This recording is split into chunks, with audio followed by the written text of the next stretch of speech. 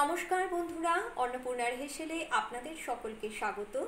আশা করি আপনারা সকলে ভালো আছেন। আজ আমি আপনাদেরকে দুর্দান্ত একটি রেসিপি শেয়ার করে দেখাবো, কাঁকড়ার রেসিপি। তো এই কাঁকড়া বানানোর জন্য আমি 5 পিস কাঁকড়াকে পরিষ্কার করে বেছে ধুয়ে রেডি করে নিয়েছি। দুটো মিডিয়াম সাইজের আলুকে ডুমো ডুমো করে কেটে নিয়েছি, তারই সঙ্গে দুটো পেঁয়াজ কুচোনো আছে, 5টা কাঁচা লঙ্কা, দুটো টমেটো এবং হাফ ইঞ্চের থেকে সামান্য বেশি আদা, 8 কোয়া রসুন মিক্সার গ্রাইন্ডারে পেস্ট করে নেওয়া আছে। আসুন বন্ধুরা, কথা না বাড়িয়ে শুরু করি আজকের রেসিপি। কাঁকড়া ভাজার আগে কাঁকড়াগুলোর মধ্যে সামান্য পরিমাণে নুন এবং হলুদ মাখিয়ে নিয়ে তবেই ভাজতে হবে। নুন হলুদটাকে একটু মাখিয়ে নিতে হবে আগে।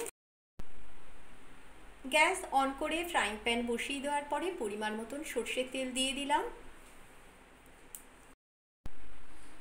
কাঁকড়াগুলো ভাজার আগে তেলের মধ্যে সামান্য পরিমাণ নুন দিয়ে দিলে ভাজার সময় ছিটকে আসার ভয়টা থাকবে না। তেল ভালো করে গরম হয়ে যাওয়ার পরে কাঁকড়াগুলো ফ্রাইং প্যানের মধ্যে দিয়ে দিতে হবে ভেজে নেওয়ার জন্য।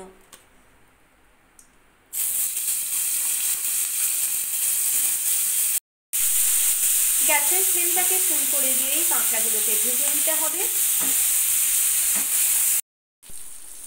কাঁকড়াগুলো ভেজে নেওয়ার পরে কাঁকড়াগুলো তুলে নিতে হবে।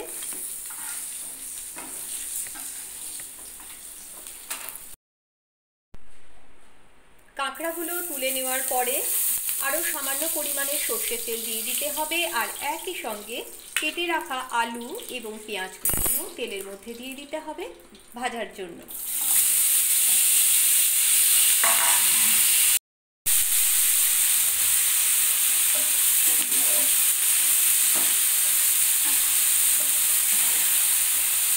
আলু এবং পেঁয়াজকেও ভালোভাবেই ভাজতে হবে। আলু এবং পেঁয়াজ ভেজে নেওয়ার পরে স্বাদ অনুযায়ী নুন দিয়ে দিতে হবে। গ্যাসের ফ্লেমটাকে মিডিয়ামে রেখে দিয়ে দিচ্ছি হাফ চামচ হলুদ গুঁড়ো চায়ের চামচে, হাফ চামচ জিরে গুঁড়ো, হাফ চামচ ধনে গুঁড়ো,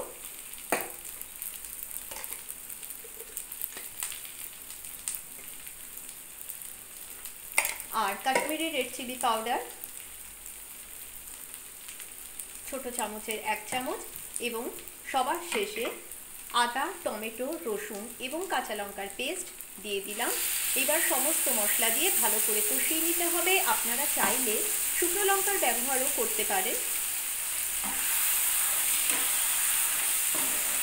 ঝালের স্বাদটা আপনারা আপনাদের পছন্দ মতন নেবেন। গ্যাসের ফ্লেমটাকে লোতে রেখে সমস্ত মশলাকে খুব ভালো করে কষাতে হবে। যেহেতু রসুন দেওয়া আছে তাই খুব ভালো করে কষিয়ে নিতে হবে যাতে রসুনের থেকে কোনো উগ্র গন্ধ না আসে। সমস্ত মশলা দিয়ে আলু এবং পেঁয়াজকে ভালো করে কষিয়ে নেওয়ার পরে এইবার কাঁকড়াগুলোকেও দিয়ে দিতে হবে। একইভাবে কাঁকড়াগুলোকেও মিনিট খানেক মতন কষিয়ে নিতে হবে।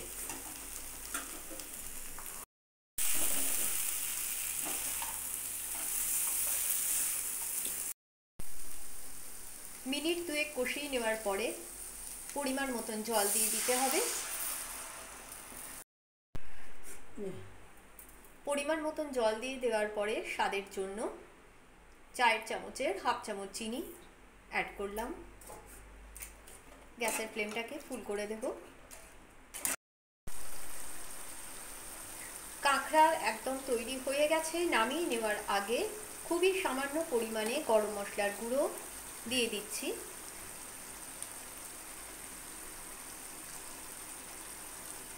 খুন্তি দিয়ে একটু নাড়াচাড়া করে নেব।